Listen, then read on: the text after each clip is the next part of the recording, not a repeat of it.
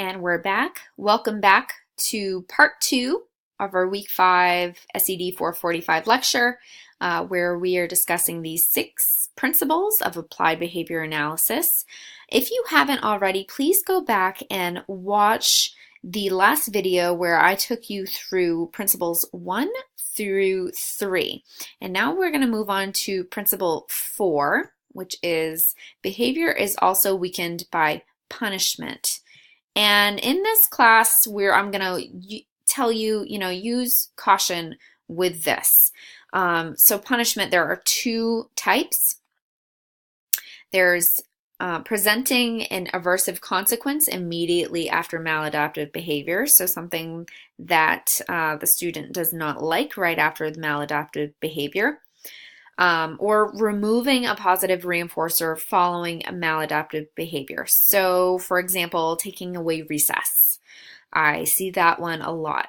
So this is different from extinction because unlike extinction, the reinforcer that is taken away is not functionally related to the maladaptive behavior. So recess, being the reinforcer, has nothing to do with the behavior, but you're taking it away, right? So the reinforcer is actually taken away, not just given. So in order to know whether punishment is effective, you must analyze its effects over time. So if you, going back to that example, have a student that is missing a lot of recess but still is engaging in these persistent maladaptive behaviors, you might want to switch up your plan. So the definition of time out is taking a student away from a reinforcing environment. So let's think about this one for a second. A classroom is not always reinforcing for students. So when we're giving a student a time out from that, sometimes it actually serves as a positive reinforcement. So just keep that one in mind as we're moving forward. Again, this class is a promotion for positive behavior support. This is not really something that we want to instill in you for your repertoire of skills, but this is one of the principles of applied behavior analysis.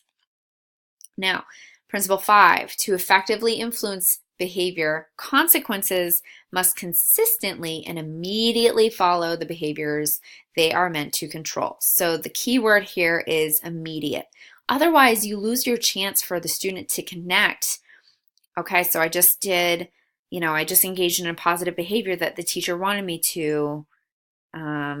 So if they've lost that chance to make that connection, you're immediately needing to reinforce that positive behavior, or you're immediately needing to correct that behavior. Otherwise, you're losing your chance for them to learn.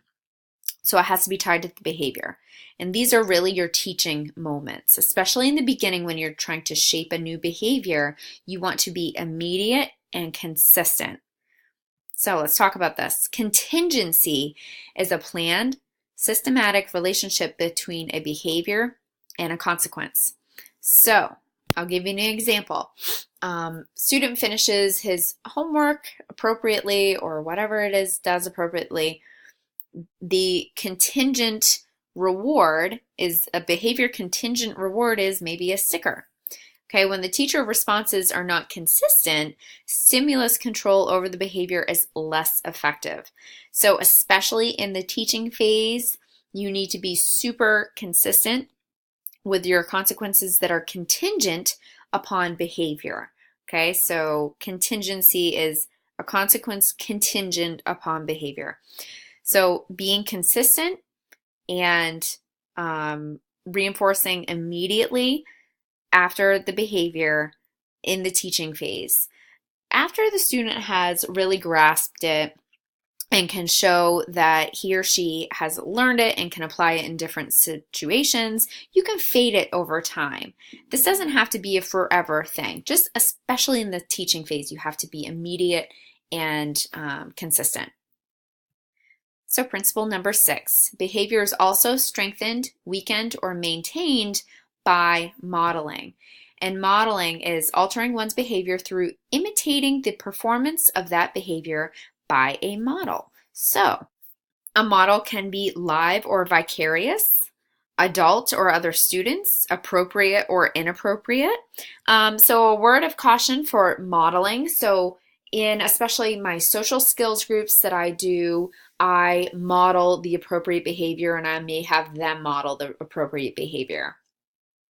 I might be the non-example model, but I do not allow students to be my non-example model. So for instance, if I am teaching students to raise their hand instead of calling out, I will have them model the raising of the hand, but I will be, and this is actually one of my favorite things to do, I will be the model of the kid that's shouting out so they can kind of see what it looks like, but I will not allow them to model that because I don't want them practicing the unwanted behaviors.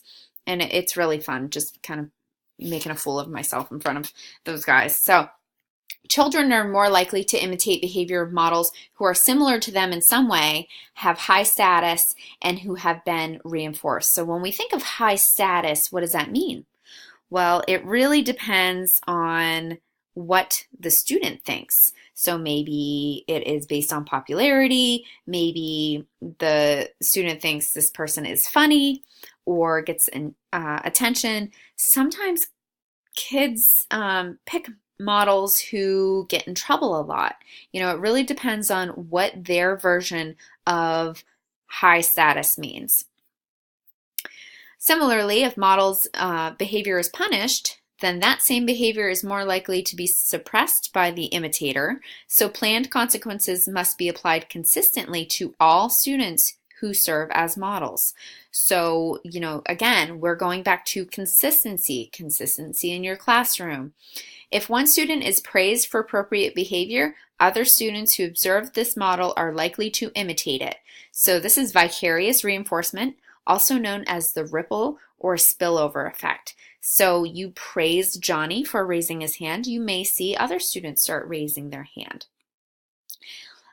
Let's just keep in mind that praise is not always something that students want or prefer. So don't always assume that their motivation will be triggered by watching this.